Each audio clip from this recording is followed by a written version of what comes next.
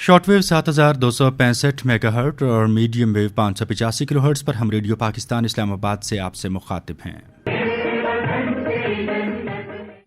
Programme आप समाअत कर रहे हैं कश्मीर मंजरनामा। प्रोग्राम कश्मीर मंजरनामा के प्रोड्यूसर हैं इनाम अहमद सोमरो।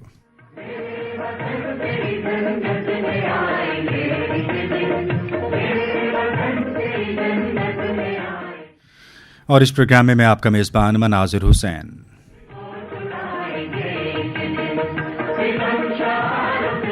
इस वक्त जनाब यासीन मलिक साहब, अहलिया विशाल मलिक साहब हमारे साथ टेलीफोन लाइन पर मौजूद हैं। मारूफ हुर्रियत रहनुमा भी हैं। मकबूजा कश्मीर का जो स्टांस है, उनका जो मौक़िफ़ है, उसको दुनिया में उजागर करने के हवाले से आपकी आवाज़ को बहुत तवाना और बड़ी मोतबर आवाज़ समझा जाता है। हमें ये एजाज़ हासिल है कि मिशाल साहबा ने आज हमें वक्त दिया है। अस्सलाम वालेकुम मैडम।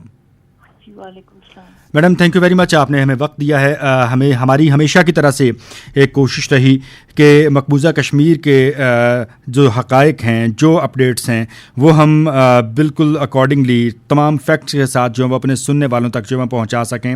और इसमें जो आपका किरदार है उसको भी रेडियो पाकिस्तान की पूरी टीम जो है वो ख़राज अक़ीदत पेश करती है। एक काबिल अफसोस और काबिल मज़म्मत मूव जो है वो ली जा रही है भारत की जानिब से। NIA की तरफ से जो है वो मुतल्लिका फ़ोरम पर जो है यासीन मलिक साहब की सज़ाए मौत के हवाले से सिफारिश की गई, फिर उनको नोटिस भी जारी कर दिया गया। ये जबर, ये इस्तबदाद और इस पर उठाई जाने वाली हमारी आवाज़ और जो हिकमत अमली है, उसको आप किस तरह से देखती हैं? सूरत हाल किस तरफ जा रही है? भारत होश के नाखून लेने से क्यों कासिर है? देखिए, अस्सलाम वालेकुम। पहले तो मैं यही कहूँगी कि ये एक्सपेक्टेड था। जब बीजेपी की हुकूमत आई है, इन्होंने कोई ढकी छुपी बात नहीं है कि पहले भी NIA ने जब इनके खिलाफ फैसला आया है जी वहाँ कोर्ट से पिछले साल 25 मई को, तो उस वक्त भी NIA की जो पिटिशन थी वो यही थी कि इनको सजाए मौत दी जाए। तो वो फिर जज ने कहा कि इनकी बनती नहीं है और फिर उसके बाद ज्यादा से ज्यादा उम्र कैद होगी इनको। तो अब वही एक साल गुजरा है, तो अब वो क्योंकि दिल्ली हाई कोर्ट में उसको ले गए और वहां पे चैलेंज कर रहे हैं, क्योंकि इनके लिए ये एक सियासी स्केप कोर्ट बनाना चाह रहे हैं यासीन साहब को, क्योंकि इनकी पॉपुलैरिटी काफी कम होती जा रही है इंडिया के अंदर। कर्नाटका में कांग्रेस की पार्टी के इलेक्शन जीत रही है, फिर उसके बाद G20 में भी आपने जो देखा है बहुत से ममालिक ने बॉयकॉट किया है। तो अपनी पॉपुलैरिटी बढ़ाने के लिए इनको किसी बड़े लीडर या किसी बड़ी कुर्बानी जो कश्मीरियों की है, उसके लिए उनको यासीन साहब से बेहतर और कोई नजर नहीं आ रहा। और इसी वजह से कश्मीर फाइल्स भी इन्होंने फिल्म बनाई, जो कि पूरे इंडिया के अंदर इन्होंने गन पॉइंट पे लोगों को बुलाया और कहा कि देखो ये फिल्म, और उसको देखते रहो, रिपीट पे लगाते रहे। सिनेमाज में कमर्शियल मूवीज भी बंद करा दी कि कश्मीर फाइल जो एक झूठा प्रोपेगेंडा था बीजेपी का और हिंदुस्तान की सरकार का। तो ये तो हर हद तक जा रहे हैं और इनके कोर्ट से तो हमें कोई उम्मीद है ही नहीं, क्योंकि आज तक किसी कश्मीरी को हिंदुस्तान की कोर्ट से कभी भी इंसाफ नहीं मिला। राइट अच्छा मैडम, इसके अलावा जो है जो भारत का जबर और इस्तबदाद और इंतहा पसंदी है, मकबूजा कश्मीर के बसने वाले लोग जो हैं वो इफ़ेक्ट हो रहे हैं। उम्मा की दिल आज़ारी हो रही है, कश्मीरियों से मोहब्बत करने वाले पाकिस्तानियों की दिल आज़ारी हो रही है। लेकिन इस सब के साथ साथ हम देखते हैं कि भारत में भी तो सियासी बालिदगी जो है अब वो देखने को मिल रही है।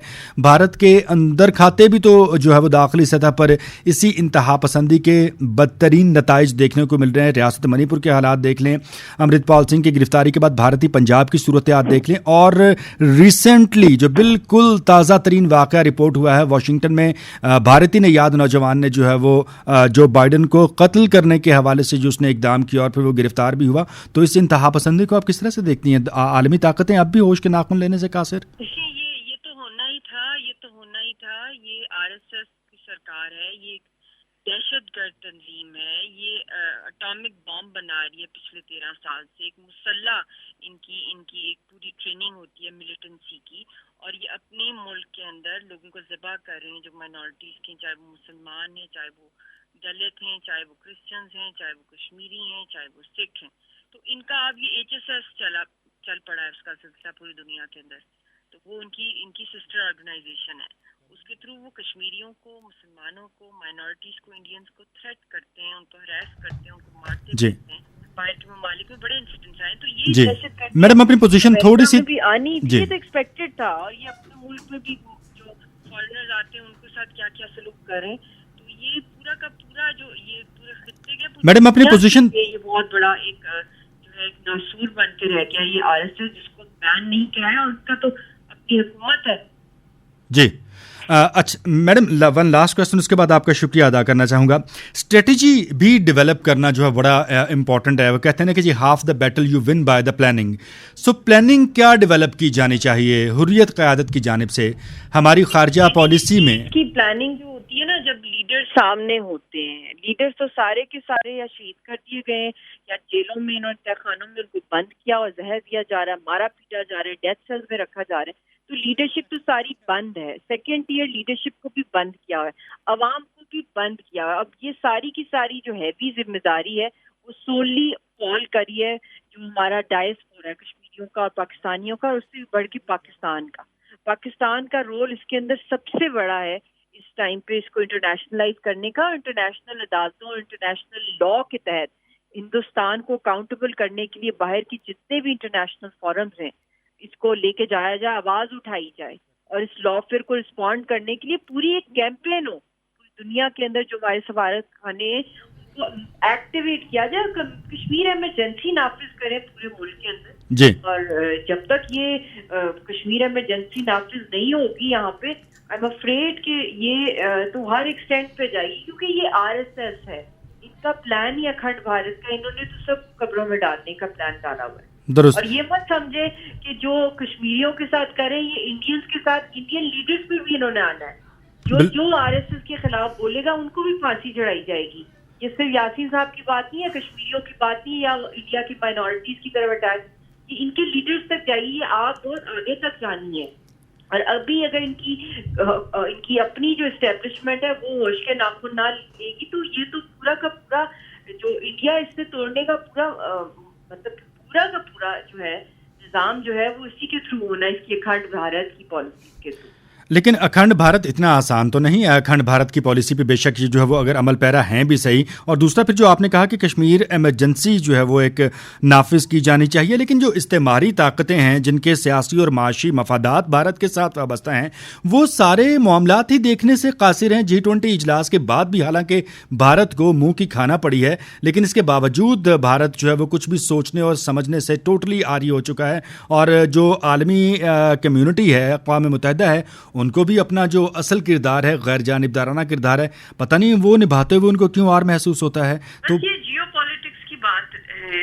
انڈیا ایڈڈ ایڈوانٹیج دیتا ہے کہ چائنا گروئنگ پاور ہے دنیا کے اندر, جی کے سامنے کھڑا ہونا ہے. یہ باہر کی جو سپر پاورز کی آپس کی جو بھی ہیجمنی کی وار ہے, from unipolar to multipolar world کی طرف جو شفٹنگ ہو رہی ہے, اس کے اندر اس کا مین بیٹل گراؤنڈ کشمیر بنا رہا ہے. انڈیا کوشش کر رہا ہے اس کو بنانے کی, اور اس کے تھرو انٹرنیشنل جو جیو پولیٹیکل سپورٹ لینا چاہتا ہے. حالانکہ جیو پولیٹیکل سپورٹ کہاں رہنا ہے جب پورا کا پورا یہ جس طرح امریکہ کے اندر اس وقت حال ہے جو کر رہے ہیں, جو آپ نے واقعہ بتایا جو بائیڈن کے بارے میں, یہ تو پوری دنیا میں آگ پھیلا رہے ہیں. ان کو ایکسٹریمزم سے کبھی بھی جیو پالیٹکس سکسیزفل نہیں ہوتی. ہاں شارٹ ٹرم گین ضرور آتے ہیں, اور جیو اکنامکس کے بھی تھوڑے بہت فائدے جو بھی دیے ہیں انہوں نے, بڑی اکانومی اور منڈی ہے اور دنیا انویسٹ کرے اور کمائے. وہ بھی کیا کمائی کی, ایک آدھ سال کے اندر یہاں تو آگ ہی لگتی ہے, سول انارکی ہے, کمپلیٹ سول انارکی ہونی ہے. تو انہوں نے اپنی مائنورٹیز کو ٹالریٹ نہیں کرنا, تو یہ باہر کے گورے ہوئے فارنرز کو دیکھ سکیں گے, ان کو بھی تو قتل عام کریں گے, ان کا بھی کسی کو ٹالریٹ نہیں کریں گے.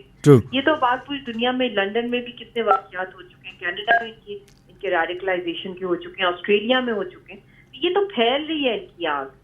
یہ تو دنیا کو سوچنا پڑے گا کہ جیو پالیٹکس بھی یہاں نہیں چل رہی ہے. یہ چاہے جتنی بھی کوشش کر لیں, یہ تو تباہی ہے. رائٹ میم, آپ نے بڑے اہم نکات اٹھائے ہیں, جس سے ایک سوال یہ بھی جو ہے وہ انتہائی اہمیت کا حامل نکلتا ہے کہ اگر دنیا کے بھارت کے سیاسی اور معاشی مفادات وابستہ ہیں جس کی بنیاد پر یہ حقائق دیکھنے سے وہ قاصر ہیں, یہ اس سے جان بوجھ کے صرف نظر کیا جا رہا ہے, تو پھر حریت قیادت اور پاکستان کو بھی مل کر ایک ایسی پالیسی ڈیزائن کرنی چاہیے جس میں حلیف ممالک کا جو کردار ہے اس کو انشور کیا جائے. خاص طور پہ ہم نے جو G20 میں بھی ہم نے دیکھا ہے بہت سے ممالک جنہوں نے بوائکاٹ, اسپیشلی بالکل چائنا کا اور ایگزیکٹلی آیا ہے رول, اور بھی ممالک کا, بالکل پوری دنیا میں اس کے اوپر گلوبل کیمپین چلانی پڑے گی اس دہشت گردی کے خلاف. یہ کشمیریوں اور پاکستان کی بات نہیں ہے, بلکہ پوری دنیا میں یہ اپنی دہشت گردی پھیلا رہے. جس انفو لیبس کے تھرو بھی ان کے بڑے پروفs ہیں. خود RSS کا شروع سے اگر دیکھ لیں 1947 میں جو انہوں نے کیا, جموں میں لاکھوں 5 لاکھ مسلمانوں کو اسی RSS نے قتل کیا, اور پھر اس کے بعد گاندھی کا انہوں نے مرڈر کیا. انہوں نے انڈیا کو رہنے ہی نہیں دینا, انہوں نے یہ پورا کا پورا یہ جنگ کی طرف پورے خطے کو لے کے جا رہے ہیں. یہ بہت بڑی تباہی ہے. صحیح. Thank you. کی ہمارے ساتھ موجود تھیں جی معروف حریت رہنما یاسین ملک صاحب کی اہلیہ مشال ملک, اور ان کا یہ کہنا تھا کہ بنیادی طور پر سیاسی اور معاشی مفادات ہیں جن کی یہ جنگ ہے.